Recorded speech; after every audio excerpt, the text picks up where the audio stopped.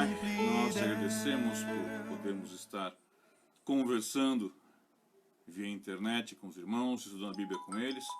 Ajuda o Senhor a poderem atender, entender, compreender a verdade bíblica. Louvado seja o teu nome. Obrigado, Senhor, por cada um dos que estás aqui conosco. Em nome de Cristo, amém. Muito bem, queridos. O irmã Edith também entrou agora, irmã Edith também outra, é membro da nossa igreja, sempre está antenada, plugada, tá? Bom, hoje o tema é um tema que, digamos, está meio que na moda, aqui na internet recentemente, que é a questão da ansiedade, é a questão de um pouco de depressão, aspecto psicológico, como que é, como que não é, tá? E eu quero conversar com vocês um pouco sobre isso, tá? Ok? Muito bem. Muitas vezes nós estamos tendo, vamos colocar assim, problemas na nossa relação pessoal, no nosso caminhar. Por exemplo, tá? Nesta pandemia, nessa quarentena, muitos projetos pessoais foram engavetados.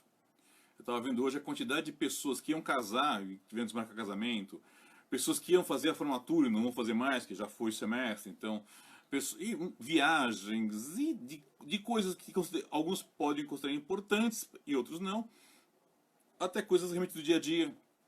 Ia fazer um curso para poder ter uma promoção na empresa, ou ia começar um emprego novo, ou tinha acabado de começar um emprego novo. Tudo isso está afetando.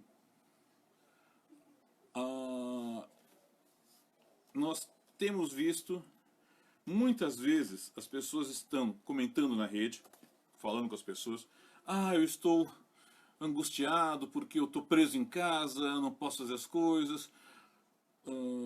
Aí você percebe como nossas vidas foram atrapalhadas por um vírus. E por políticas sociais, é claro. Não podemos dissociar uma coisa da outra. Eu não estou defendendo nem quarentena, nem nada disso. Estou só colocando que ela existe, está aí, tá bom? Uma outra coisa que começou a ser interessante é os pais foram obrigados a conviver com os filhos. Muitos pais trabalhavam por N razões, não estou condenando estarem trabalhando fora os pais, mas estavam trabalhando nos seus, sei lá, comércio, emprego, o que for, e de repente agora tem que ficar com os filhos em casa. E alguns desses pais diziam que seus filhos eram anjinhos. E estão descobrindo que os filhos não são assim tão anjinhos.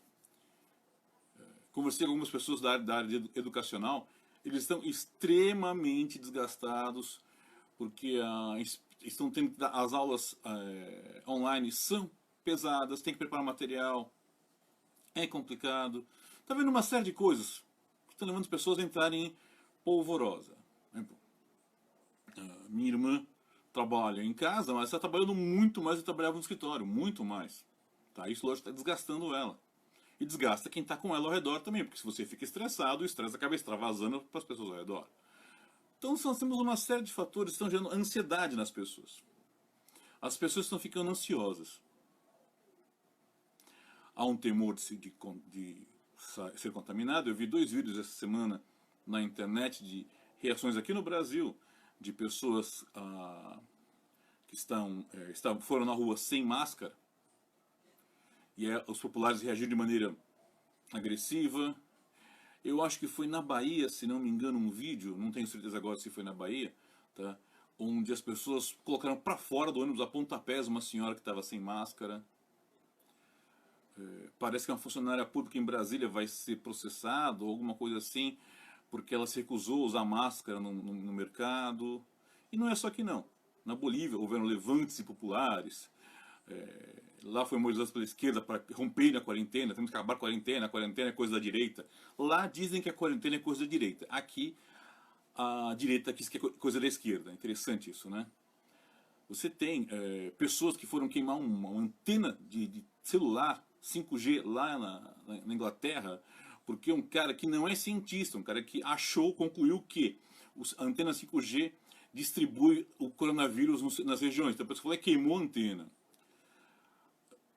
Um monte de coisa, um monte de informações que estão girando por aí. E as pessoas ficando ansiosas, nervosas, tensas. Estão. Às vezes eu saio para conversar com um vizinho aqui. Eu não sou muito de sair, eu sou uma pessoa muito de ficar em casa. E às vezes eu saio você percebe que eles estão tensos, estão tristes, estão deprimidos. Eu vejo pastores preocupados porque o pessoal vai deixar de vir na igreja quando a igreja voltar a abrir. Oi, Eric, beleza? Bem-vindo, Eric. Então você tem uma série de coisas aí que estão, a depressão, a ansiedade, ela está surgindo, ela está se tornando mais latente. Não que ela está surgindo, na verdade, mas ela está eclodindo, está aparecendo mais.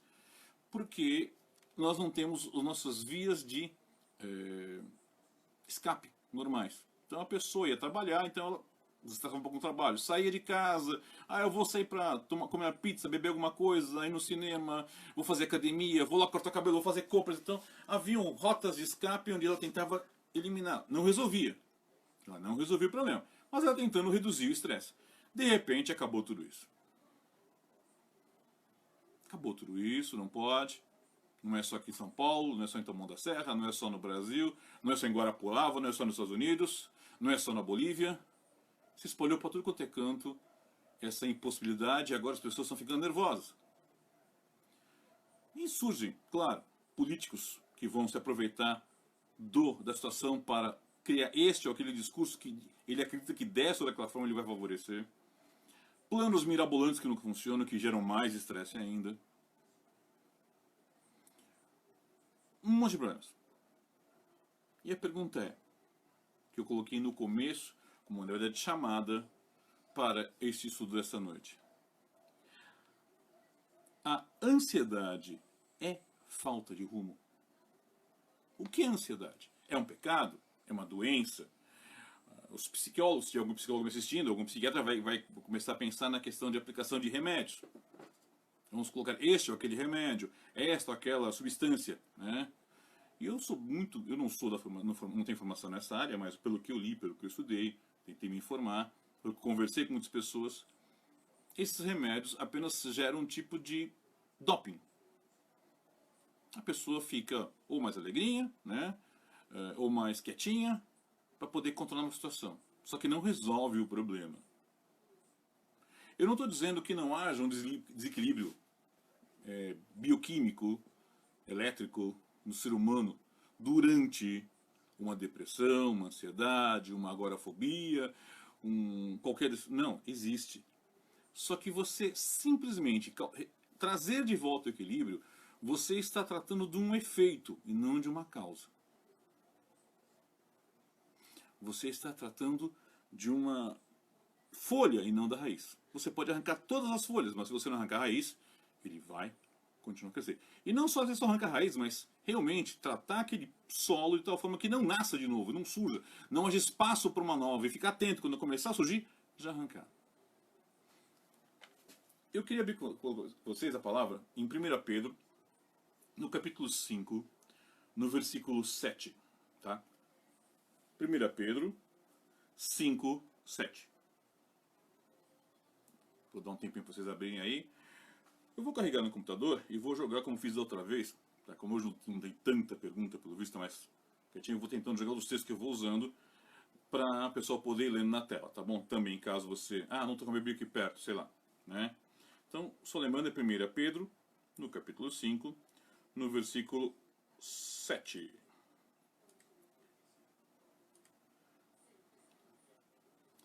É um versículo conhecido, né? Ele é pequenininho, ele é conhecido, inclusive ele é um trecho de uma música que fez parte do CD Viajar, do Vencedores por Cristo. Eu gosto muito dessa música também, né? Deixa eu colocar aqui para vocês acompanharem. Espera um pouquinho, que tá aqui tudo meio atrapalhado aqui. Aqui. Vamos ver se aparece na tela para vocês. 1, 2, 3, 4, 5. Apareceu. Lançando sobre ele toda a vossa ansiedade, porque ele tem cuidado de vós. Quem é este ele? Tá. O apóstolo Pedro está conversando com os crentes, em geral, é uma carta chamada Carta Universal, é aberta a todos os crentes, e ele está falando com eles sobre questões de dificuldades durante a vida. No capítulo 5 é interessante, ele é mais escrito por outras passagens, mas ele começa, quando ele começa, aos presbíteros, versículo 1, capítulo 5, 1, versículo 1, tá? Aos presbíteros, aos que são entre vós, admoesto eu, que sou também presbítero com eles, e testemunho das ações de Cristo, e participante da glória que é de se revelar.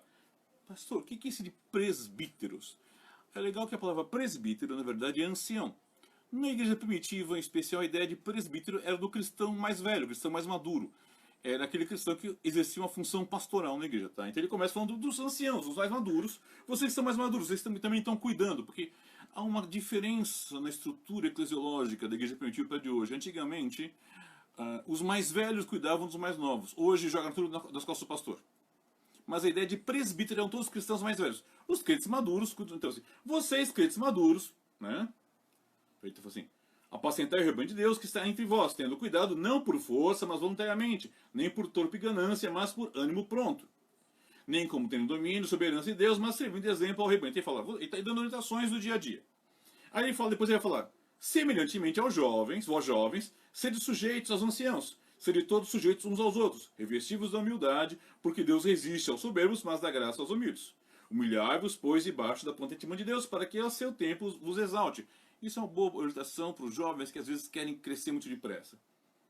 Aí ele coloca no 7, lançando sobre ele toda a vossa ansiedade, porque ele tem cuidado de vós. E uma leitura mais coerente, eu diria que o versículo 6 e o 7 é para todo mundo. O 1 e o 2 e o 3 são para os mais velhos. O 4 e o 5, tá? Mais 5 mas o 5 especial é para os mais jovens. Então, 1, 2, 3 para os mais velhos, o 5 para os jovens, o 6 e o 7 para todos, sendo que o 7 coloca, lançando sobre ele toda a vossa ansiedade, porque ele tem cuidado de vós. Já naquela época, muito antes de pandemia, de coronavírus, do que for, já havia ansiedade. A ansiedade não é um problema moderno, não é um problema da sociedade moderna. É um problema que sempre houve no ser humano. Querer dizer que a ansiedade é fruto da pandemia? Não. Ela talvez ficou mais em evidência e vamos concordar, um fato é, a atual geração, os que nasceram de 80 para cá, 90 para cá, não foram devidamente treinados para enfrentar problemas.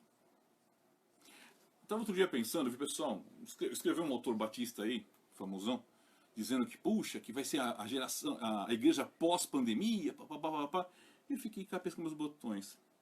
Nós estamos aqui, verdade, passando pela pandemia, há já 50 dias, né? Tenso. Mas se você pegar a geração do começo do século XX, vamos voltar aí um pouco mais de 100 anos da história, tiveram a gripe espanhola que matou milhões de pessoas no mundo inteiro. E não tinha celular, não tinha, quer dizer, você não tinha notícia. Se você tivesse um parente em outro estado, você não ia saber se ele morreu ou não. Só depois você saber. Quer dizer, e foram 2 anos. Depois disso, nós tivemos mundialmente a Primeira Guerra Mundial. Que foi terrível, foi assim algo que assustou todo o planeta. Em seguida, sim, quase que emendando, não muito depois, mas logo um pouco depois, 10, 12 anos depois, tivemos a grande quebra da Bolsa de Valores dos Estados Unidos, outra crise mundial. Um pouco, isso gerou um monte de problemas que veio dar na Segunda Guerra Mundial. Nesse meio tempo, no Brasil, nós tínhamos enfrentado já a chamada Guerra da Vacina. Tá? Se você, depois que a gente pode conversar sobre isso, mas foi uma pandemia brasileira, tá? Que foi complicada, especialmente no Rio de Janeiro.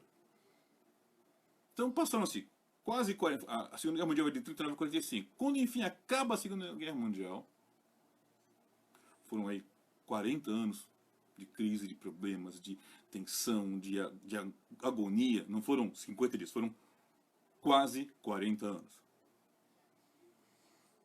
Essa sociedade reconstruiu o planeta. A sociedade que foi arrasada em Hiroshima e Nagasaki com 2 bombas nucleares, as bombas mais potentes usadas contra seres humanos em toda a história até hoje, reconstruíram a sociedade e criaram um país que tornou-se potência em pouco tempo. Teve apoio no TS, mas eles fizeram. A Alemanha se... houve um pequeno problema aqui, o meu celular decidiu entrar em autoajuda sozinho, tá? A Alemanha se reergue da Segunda Guerra Mundial, torna-se uma potência também. A Inglaterra, que foi arrasada com os bombardeios alemães, também se reconstrói. E nós aqui chorando por 50 dias de quarentena e de pandemia. Não que não seja sério, é sério. É sério. Mais de 10 mil pessoas já morreram no Brasil. Só no Brasil. Em 50 dias por causa disso. É sério. Não estou minimizando. Não estou minimizando o problema das pessoas perdendo emprego, perdendo famílias. Não, não, não. É sério. É sério. Só que nós, às vezes, a nossa geração, que está viva hoje, ela parece que não tem consciência de que o mundo é muito mais do que a vida deles. Não sei se vocês estão entendendo. Eu fico preocupado porque me parece que nós choramos muito e não resolvemos quase nada como geração. Ah, o que vamos fazer? Vamos fazer. Vamos reconstruir. Vamos começar tudo de novo. O Paraguai passa por uma guerra com a Tríplice Aliança no século XIX. No começo do século XX passa uma guerra com a Bolívia. E foi se reconstruindo. Não é uma potência, mas também não entrou em falência. Não desapareceu como país. Os hebreus se reconstruíram e por aí vai. Existem N exemplos na história da humanidade em que houve uma crise muito forte, mas depois conseguiu se reerguer, respirar e continuar. O que é ansiedade? Ela não é... Quando eu coloquei falta de rumo, eu deixei bem claro. O rumo não é só para onde eu vou, mas o rumo é de onde eu venho. Qual que é a minha base e qual que é o meu destino. E aí eu vou saber a minha trajetória. Infelizmente, boa parte da população hoje, e estou falando crentes e não crentes, não tem noção de onde tem que partir e por onde deve chegar.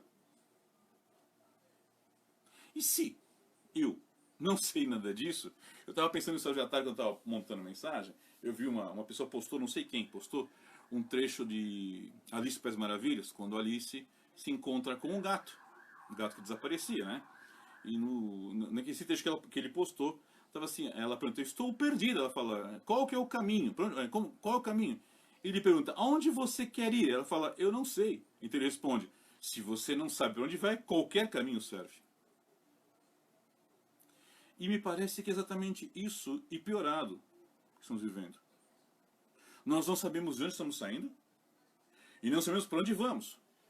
E é claro que estamos perdidos. Aqui fica bem clara aquela antiga frase que usava muito no Brasil, se usa às vezes ainda, é mais cego cachorro quando cai do caminho de mudança.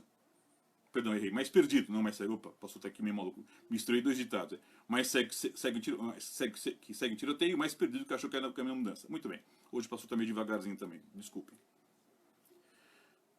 Muito bem. Vai avançando. Você vai pensando e você olhando.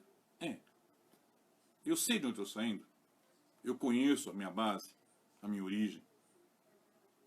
Ela é boa? Não, não é. Então eu volto e me reapoio nessa base. Eu sei para onde eu vou? Sei. Então eu vou. Não, não sei. Então é hora de descobrir. Rodolfo perguntou aqui bem. A Itália vai conseguir se reconstruir sendo que lá a maioria são idosos?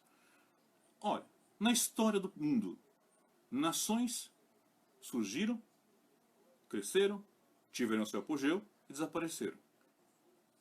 Uma nação desaparecer ou não é parte natural da história. Entendam isso, pessoal. Alguém aqui conhece os Chibchas? Não, eu conheço porque conheço a história da América. Alguém conhece um etrúsculo? Não. Onde estão a grande nação mongol? Quase desaparecida. Então entendam que as nações, elas não são uma coisa que acompanham toda a história da humanidade. Elas surgem, elas têm seu crescimento, seu apogeu e desaparecem. O Império Romano foi isso. O Império Romano foi isso. Então, não sei, Rodolfo, se a Terra vai se reconstruir. Mas o fato de nações não conseguirem se reconstruir é apenas evidência de que a história se mantém. Este é o fluxo da história. Assim como pessoas, as nações também nascem, crescem, chegam ao seu apogeu e desaparecem. É parte tudo de um processo. Olhar isso como se fosse, é o fim do mundo, é dramatização demais. Pastor, o senhor está sendo frio e seco. Não estou sendo frio e seco. Eu quero que você entenda, eu quero que você veja que muitas coisas que existem por aí não são tão graves quanto você acha que são. Por exemplo, vamos supor que a igreja onde eu sou pastor, por uma razão qualquer, acabou, decidimos não ser mais igreja. Cada um vai decidir vender o templo e vai cada um para o seu lado. Bom, eu sou pastor tempo integral. A minha vida foi focada em servir, já há quase 20 anos, igrejas em tempo integral.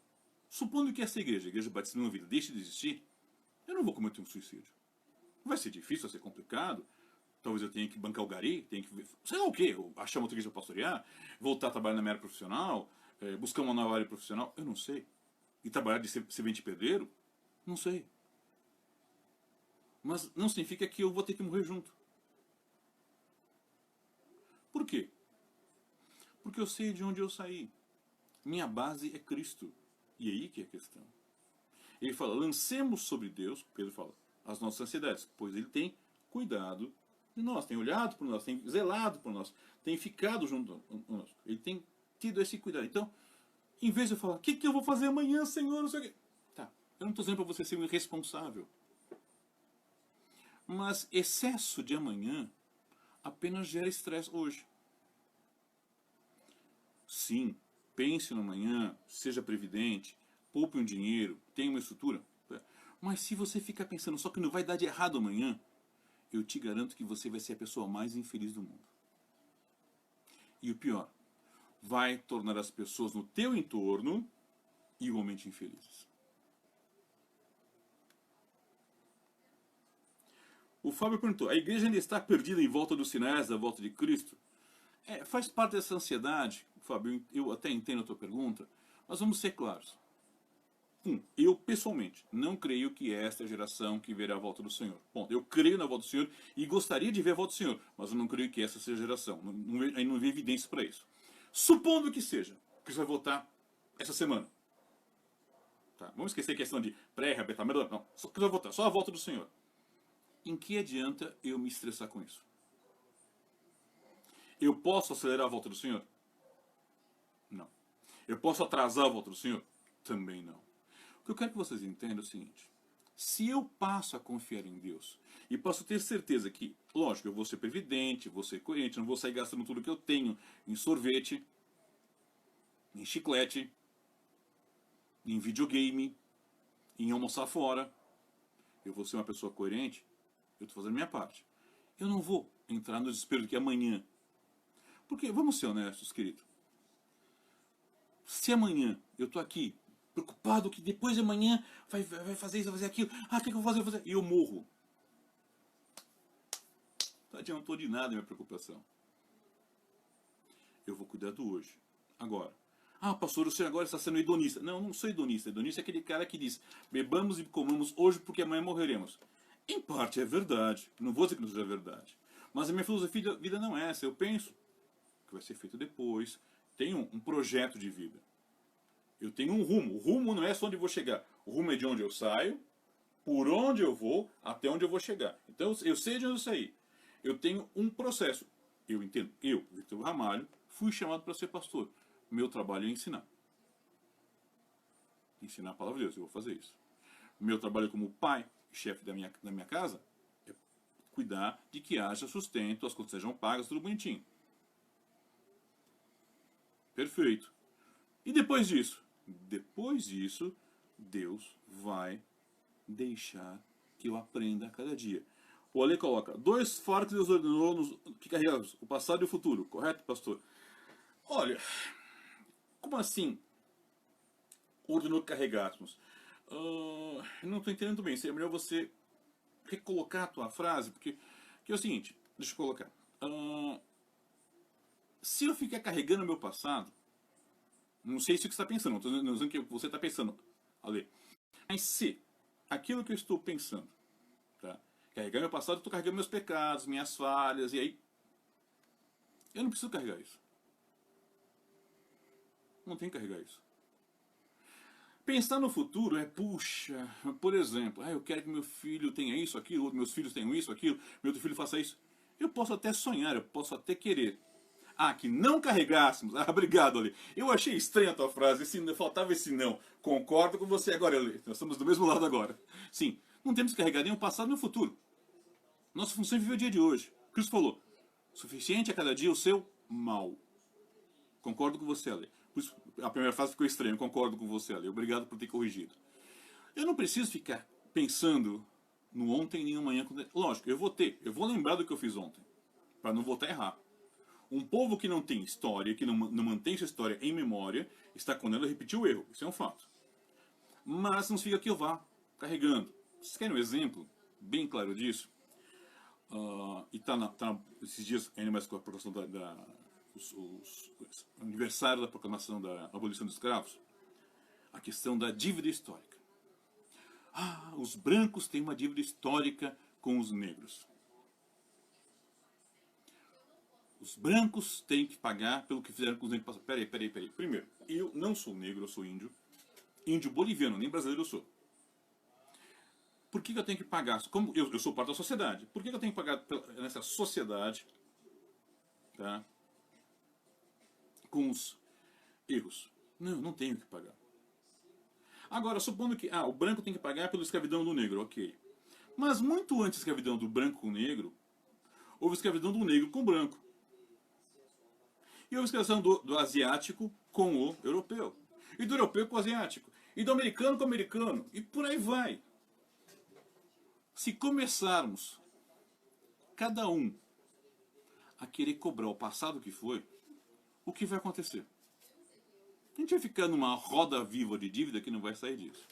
Então é o seguinte, o passado é uma lembrança, um aprendizado, mas não é uma vivência.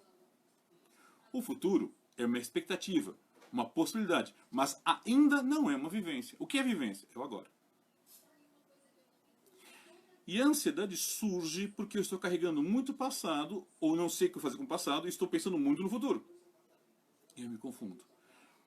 Pedro fala, lance sobre Deus a tua ansiedade, joga em cima dele. Por quê? Porque ele tem que cuidar de você. Então aprende a confiar em Deus.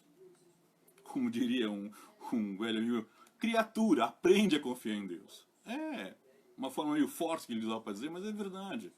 Nós precisamos aprender a confiar tão somente em Deus, porque Ele tem controle.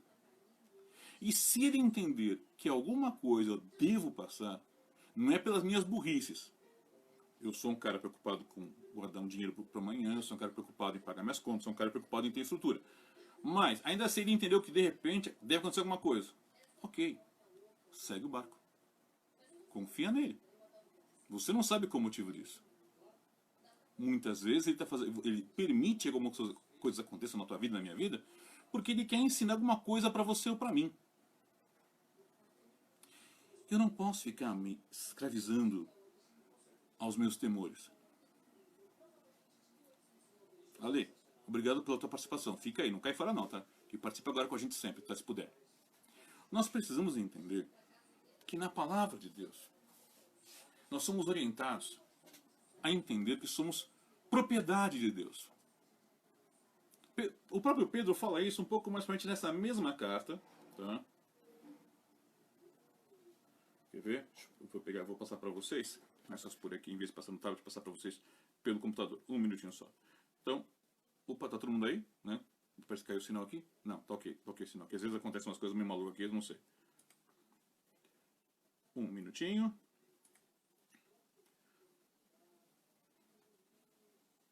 Aqui.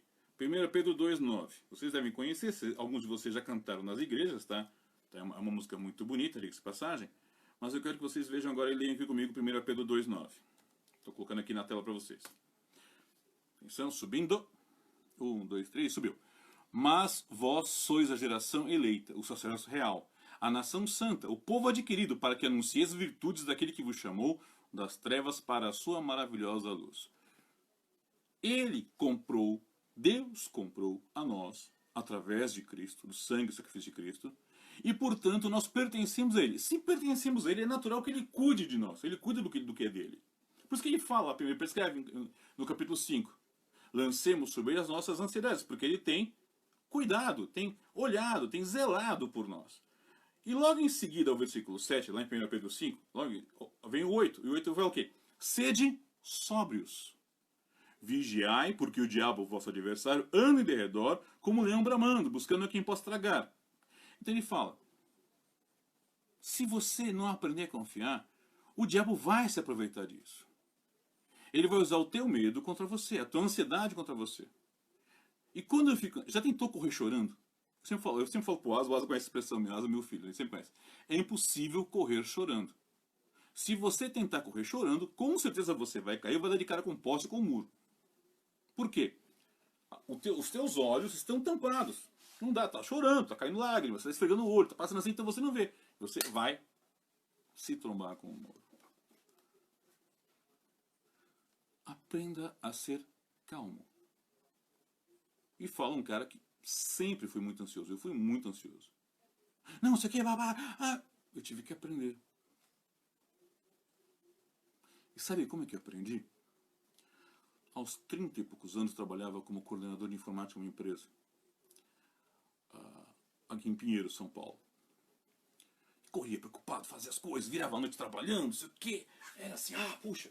Resultado? O coração não aguentou. O médico me catou de canto e falou: seguinte, você precisa reduzir a velocidade. Porque senão a chaleira vai ferver e você não vai conseguir aguentar. Eu ainda sou um pouco ansioso, admito. Mas eu aprendi muito a...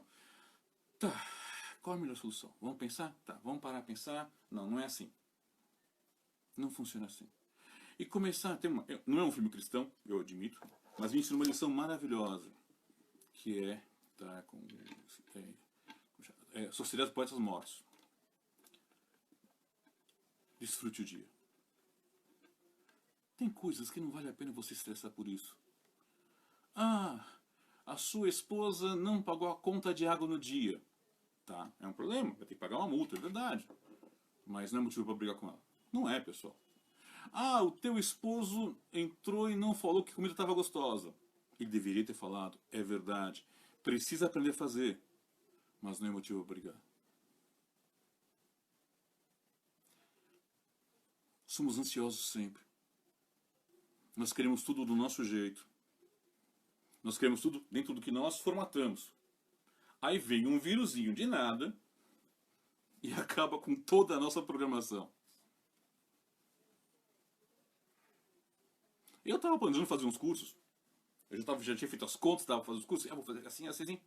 Acabou, sem chance.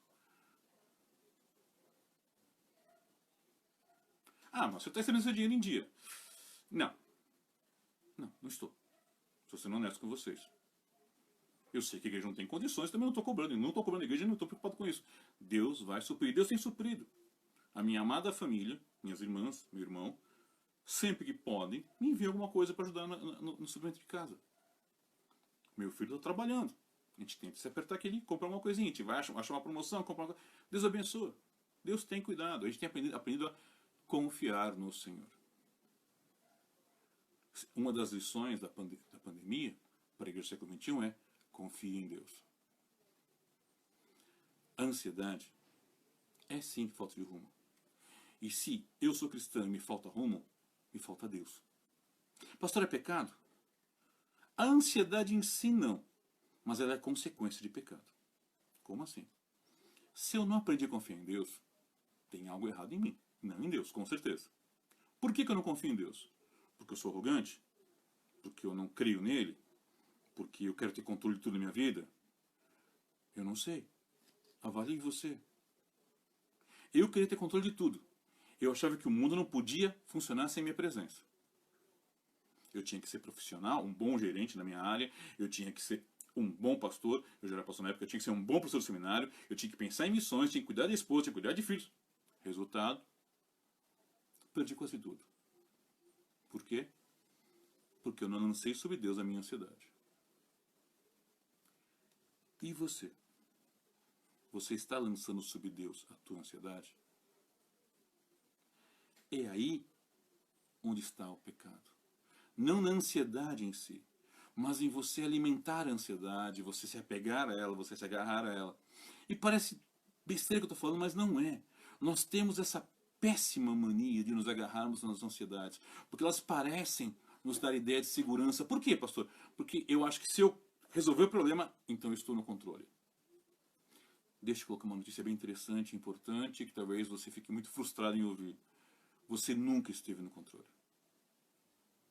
Eu nunca estive no controle. E nem você, nem eu no controle. Deus está no controle. E eu ou aprendo a confiar nesse Deus maravilhoso, no qual eu me encontro sob o domínio dele. Salmo 24, versículo 1, do Senhor e a terra, a sua plenitude e todos que nela habitam. Ou então eu vou ser sempre alguém desesperado, ansioso, nervoso, chorando. Problemas acontecem. Problemas acontecem e com frequência alarmante. Mas eu perder a calma, a paz e a alegria que só o Senhor pode providenciar por causa disso, mostra que eu não estou muito bem firmado na palavra. E daí que é a importância de que os pastores, e se algum pastor me ouvindo, por favor, entenda com carinho o que eu estou falando. Pastores, ensinem a palavra de Deus. Não ensinem psicologia, não ensinem autoajuda, não ensinem psicoterapia, não ensinem palavras de ânimo, não ensinem palavras de poder, não ensinem gritarias, não ensinem blá blá blá enrolação, não ofereçam palha mofada para o rebanho. Pastores, invistam um tempo pesado em conhecer a palavra de Deus. Deixe que a palavra de Deus dê uma surra em você, para que você possa explicar para a igreja. É assim que funciona, irmãos. Pare de pensar na igreja em termos de festas, cafés da manhã, passeios e piqueniques. Comece a pensar a igreja em função de ensinar a palavra de Deus, ajudar a forjar o caráter de cada ovelha do Senhor na vontade do Senhor. Tornar cada crente um fiel e resistente soldado de primeira linha de combate. E esse é o problema, que a igreja está confusa, está perdida, está perplexa. A igreja simplesmente não está pronta. A igreja local, as igrejas locais, que chamamos de igrejas, né? Não estão prontas para enfrentar o problema. Agem como crianças mimadas.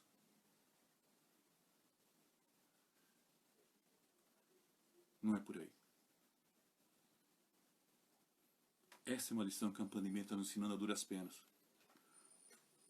Devemos aprender a, sim, dizer para o Senhor: o que o Senhor quiser, eu vou aceitar.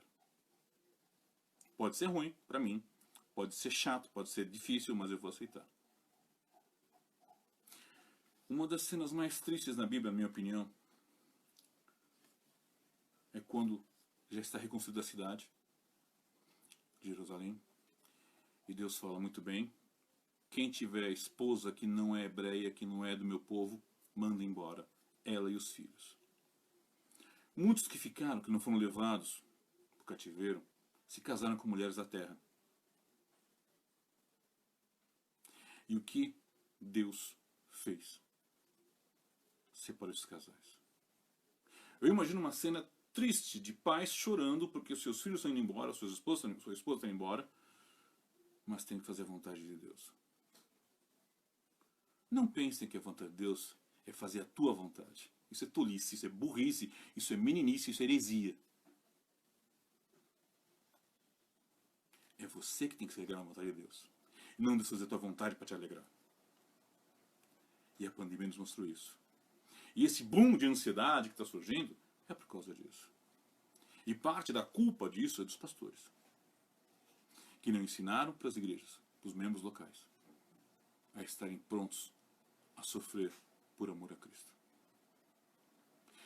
Meu irmão, minha irmã me ouviu, me aguentou esses 40 minutos aqui eu falando. Eu te peço sinceramente que, em vez de você chorar por coisas que você está sofrendo, e eu não estou minimizando o teu problema, eu sei que ele é real. Entrega para Deus o problema e pergunta para Ele: Senhor, como que eu posso servir? Você mora num prédio? Legal. Você já bateu a porta do vizinho e falou: olha, eu fiz um pãozinho, você quer um pouquinho? Posso orar com você? Você mora numa rua?